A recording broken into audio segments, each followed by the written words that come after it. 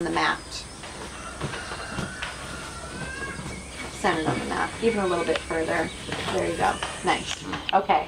All right. Now, what I like to do on to release the low back is, rather than just taking the knees to the side, I'm a big believer, and because of my teachers and the focus, the work I do on anatomy and alignment, is to make sure that the spine and the hips are always congruent, meaning they always move as a unit. Yeah.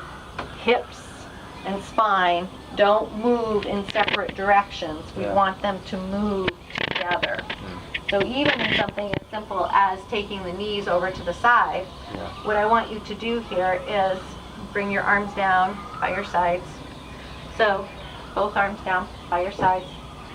I'm going to have you lift your hips up and scooch them to the right just an inch or two, and then set them back down.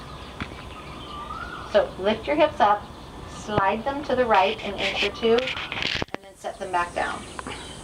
Like this, or come center and drop down? No.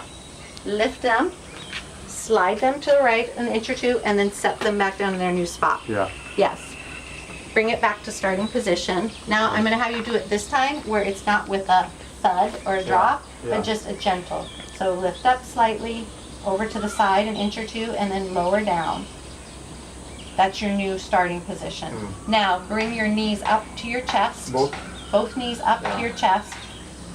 Okay, nice. And take both knees now all the way over to the side. Arms should be out at shoulder level. Take them all the way over, all the way, all the way, all the way. Good. Now, place your right hand on top of your leg here. Normally, this is a traditional posture here. Relax this, relax. Yes, everything's relaxed, okay? You turn your head the other way. This right here creates a wringing out of the spine. Yes. What we know is that as we age, the discs between the vertebrae, we know they start to dry out. Yeah. It just happens for all of us. It happens. So by doing this, it's like your spine is, a slinky toy. Yes. It's like taking a slinky and going up and then opening it so that you can start to rehydrate those discs. That's the beauty of this particular posture. Yeah. Now we're going to add on to it. I'm going to have you bring your arms straight up overhead, fingers reach high. Okay, and you can turn your gaze, bring your head back to center. Reach all the way back behind you overhead. Now reach through your fingers. Continue reaching through your fingers as you, look at me now, as you bend your elbow and bring your arm down into a goal post. So reaching through the fingers, keep that, like this. Yeah. Okay. Just keep the length in your arm. Be mindful of maintaining the length as you bring your elbow down into a goal post position. Okay, so watch me do this, right? It's not that. It is reaching, and so I'm maintaining that rotation of the shoulder. Bending the elbow, sliding, but keep reaching through your fingers. Keep reaching, reaching, reaching. Oh, I feel the stretch here now. Yes, exactly. So now, keep that hand here. Now turn your head towards your palm and now relax your hand down. Relax. Close your eyes and feel the feeling of being in your body.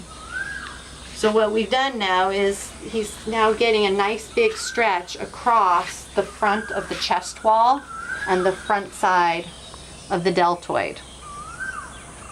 Okay, his anterior deltoid is getting a nice stretch along with the pectoralis muscles. Continuing to turn his head, he's closing his eyes so that he really feels the sensation. And now with each exhale, Doctor, I'm going to have you in your mind grow even heavier underneath your shoulder blade. Each time you exhale, soften the skin on the left side of your rib cage and feel it drape down towards your sticky mat on the exhale. when you do that, you will start to facilitate greater release in the low back. Yeah. Much greater release just by using your breath as a tool. Each time you breathe out, feel your rib cage drop down a little bit closer towards the sticky mat. That then increases the sense of rotation. It's like a dish towel that Yeah. you are wringing out, Yeah. and by growing heavier here, Yes. maintaining the weight there, you are increasing the rotation. Not only is this wonderful for rehydrating the discs, okay, and creating a sense of more spaciousness between the vertebrae, but you are also massaging your organs because you are in a twist pose, which just by virtue of the combination of gravity, right, pulling the organs down to one side while also twisting them, gives them a nice gentle massage in this position. Yeah. So this is both detoxification as well as de-stress. Yes. It's back health. Yeah. It is opening up across the chest. Yes. You are externally rotating the shoulder. This is one that you know has so many different medicinal benefits. Yeah. You could add on to it even a little bit more now by, and you can keep your hand here, straightening your top leg. Just keep your hand here, just straighten your top leg. Yeah. Now you start to feel your IT band Yes, engage as well. Yeah. Yes.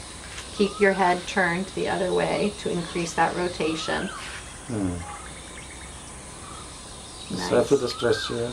Yep, and that's your IT band. Now, and again, it's just a way to layer on and add on to So some of about these that are 10 very breaths traditional. are enough with this?